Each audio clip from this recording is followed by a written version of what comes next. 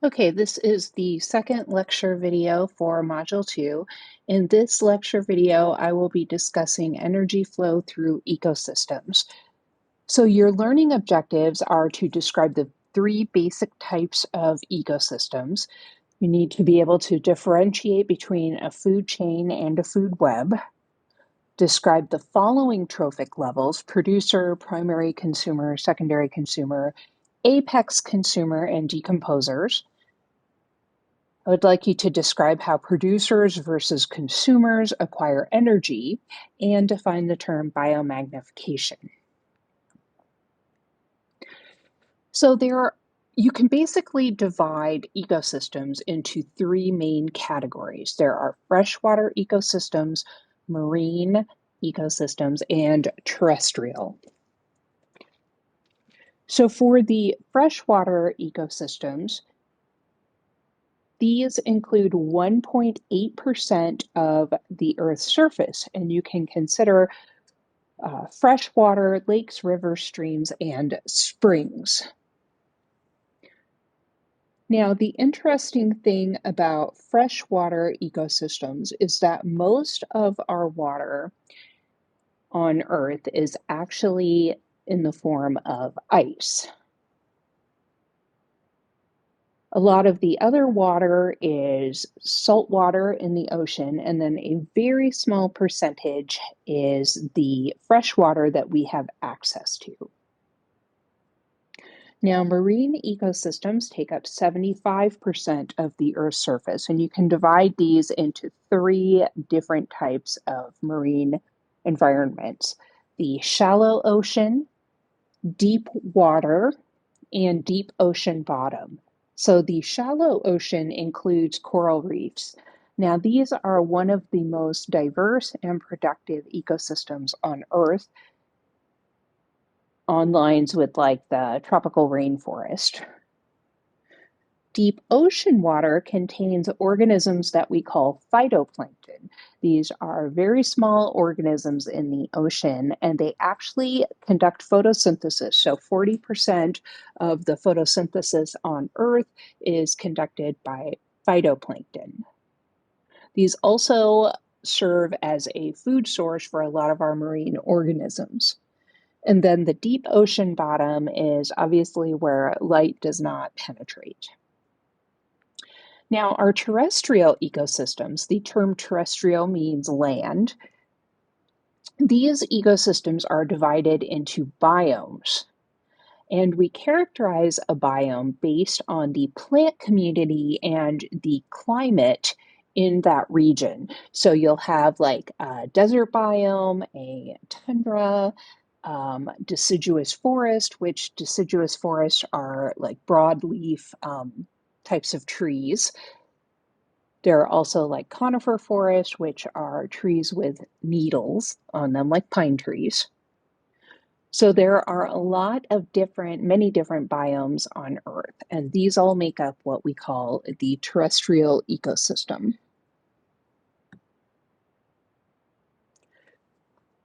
So when we talk about energy flow through the ecosystem, you need to understand two concepts, one being that of food chains and the other food webs. Now, you've probably heard of the food chain before. So just like I show you in the picture here, it is a linear sequence of organisms, and these are divided into what we call trophic levels. So it's almost like it's a pyramid type structure, right? So flower would be obviously it's a plant, a photosynthesizer, which is also an autotroph. You learned that from the last video. And the autotrophs or producers go on the lowest level of the food chain. They produce the food for all the other organisms. So I wrote here, producers are autotrophs and they provide energy for the ecosystem. Now, the primary consumers in a food chain are considered herbivores, those organisms that eat plants or eat producers. So in the picture here, I showed a caterpillar. Now, a secondary consumer, According to your textbook and our ideas about food chains that we used to follow, secondary consumers are considered carnivores that eat the primary consumers. And then finally, you have your higher level consumers, which would be like your snake, right? Your snake supposedly eats your frog. And finally, the owl, which would be considered the apex consumer or the consumer at the top of that pyramid. So, energy in the form of food travels from producer to primary consumer to secondary consumer and up the food chain. Now, an important concept that you need to know regarding both food chains and food webs is that energy in the form of food is lost as you move up the trophic levels. So when you eat food, not all of the food molecules are used to make that cellular energy through cell respiration, right? Some of that energy is lost as heat. Now, heat is not a type of energy that you can easily use. So you can think about it like, say you eat a meal and then you go to the gym and you're exercising, you can actually feel some of the heat come off your skin, right? Well, that is heat that is being lost as you burn energy through muscle contraction. So any time that energy moves from, say, a food molecule to being used by your cells, some of the energy is lost as heat. So I'm going to write that here for you.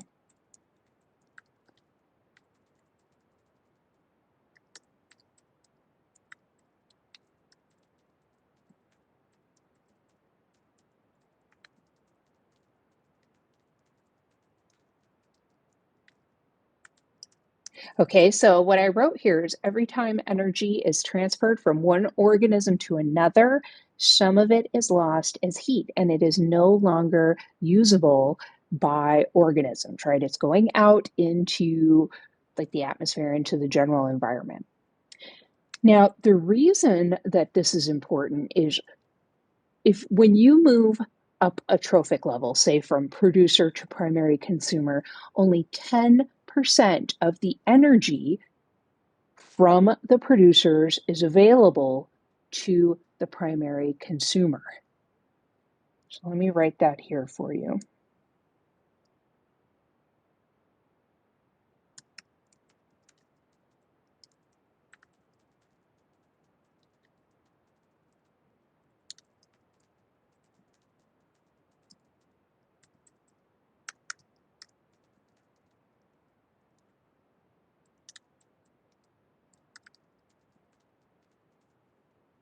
So 10% of the energy in that lower trophic level is available to the next trophic level.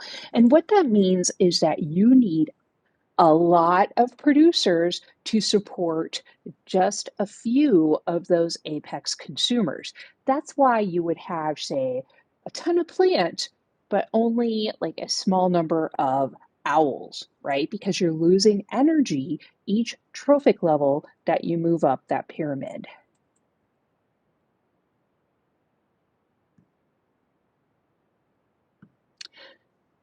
Now, we refer to the energy flow through ecosystems now as more of a food web.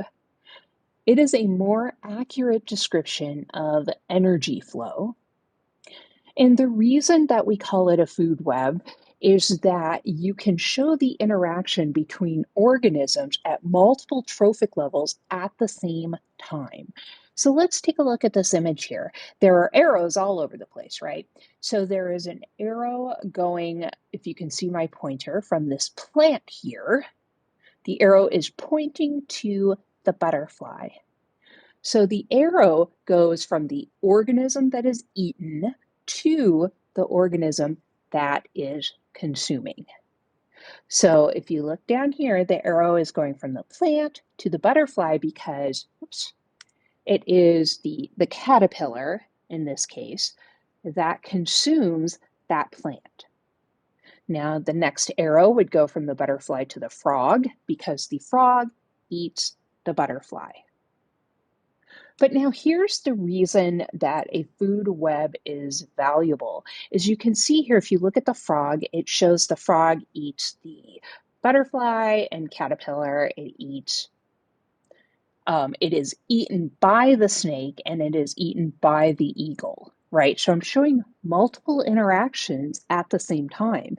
If you look at the bird, it's eating the caterpillar, it eats the plant, probably the seeds, and it is eaten by the fox and the snake. Now, a lot of times for a given ecosystem, by the way, I want you to take a second here and think about the term ecosystem and what that term means. I'm going to write it out here for you because it is really important to know what an ecosystem is to understanding all of this energy flow information. So an ecosystem, we refer to an ecosystem for like a given area or region, and it includes all the living, and we also call that biotic, organisms, and abiotic, so that is non-living factors such as temperature, I ran out of space there, such as temperature, humidity, soil type, all of those non-living factors that can affect an ecosystem. So it includes all the living or biotic organisms and abiotic factors in a given region or area. So for instance, you can refer to like the Sonoran Desert as an ecosystem. Now, just desert, this refers to more of a biome because it includes different types of deserts. So you would want to be specific to which desert you are referring to. Now, when we characterize an ecosystem with food webs, a lot of times we use two different types of food webs. The grazer food web, which shows the producers and the various consumers. Also, what we call the detrital food web, and that is basically your decomposers. So those are organisms like bacteria and fungi. I put invertebrate animals. So those are animals that don't have a backbone, like worms, earthworms, for instance, right? They go through and break down the soil particles. But mostly decomposers break down like dead organisms, dead plants, dead animals. And what that's doing is replenishing the soil with the nutrients that made up those animals. So a lot of times to accurately characterize an ecosystem, you want to include both of these different types of food webs.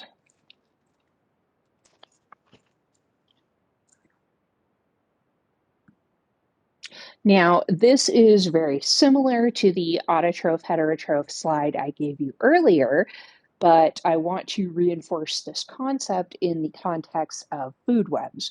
So again, with autotrophs, there are photoautotrophs, the ones that use sun as the energy source, and this is to conduct photosynthesis, right? Using sun and carbon dioxide and water as your inputs to produce sugar and oxygen. And then we also have chemoautotrophs. Those are like organisms you would find around hydrothermal vents where there is no light.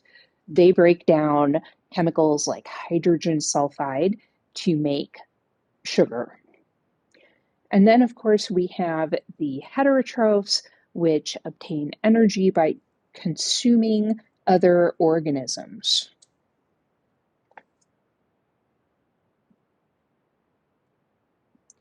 Now, the last concept that I want you to know about energy flow through the ecosystem has to do with this concept we call biomagnification. Now, this is referring mostly to human effects on the ecosystems. So, as you know, we use a lot of chemicals, right? We need chemicals for all kinds of things. But some of these chemicals make their way into our water, into oceans and rivers and lakes, and they remain there for a very long time. Now, what this is showing here, this is referring to a chemical we call DDT. We used to use it as a pesticide until it was banned in the 1970s. Now, the problem with DDT is it biomagnifies or increases in concentration as you move up through the trophic levels. And once birds of prey, like this osprey or like the bald eagle, once they are exposed to DDT, it weakens their eggshells. And what was happening is the birds were sitting on their eggs and the eggs were being crushed. And this almost pushed like the bald eagle into extinction. So what this is showing you here is you have a low level of DDT in the water. And then you have what are called zooplankton. They're tiny little organisms that are living in the water. So DDT becomes concentrated in the zooplankton. Now, the small fish, they eat a bunch of the zooplankton, so the DDT is becoming more concentrated in large fish. And then when the birds of prey eat the large fish, the DDT becomes very concentrated in their bodies, and it's generally stored in fat tissue. So I'm going to write down the definition of biomagnification for you here.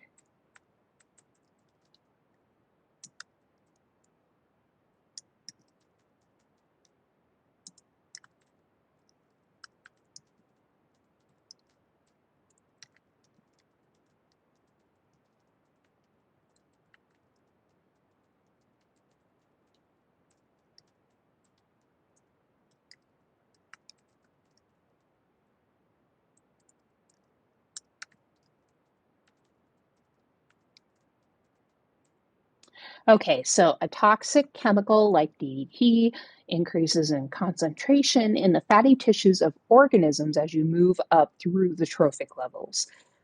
Another chemical that we still have in our environment today, even though it was banned in 1979, are what we call PCBs, polychlorinated biphenyls. Now, these were used in coolant, like coolants in your refrigerator.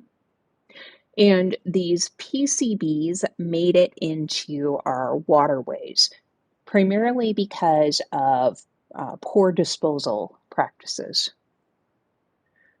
So, what happens with PCBs is it becomes concentrated in your apex consumers in an ecosystem, and PCBs have many negative effects on human health as well.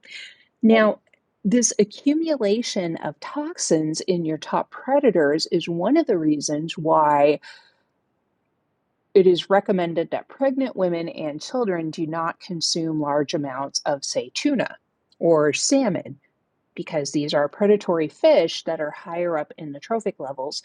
So, what we found is in tuna and salmon, high concentrations of mercury, which is very toxic to humans and can actually affect fetal development. So these are examples of biomagnification and one way that we affect organisms in our food webs. Now, the next videos for this module will cover the biogeochemical cycles.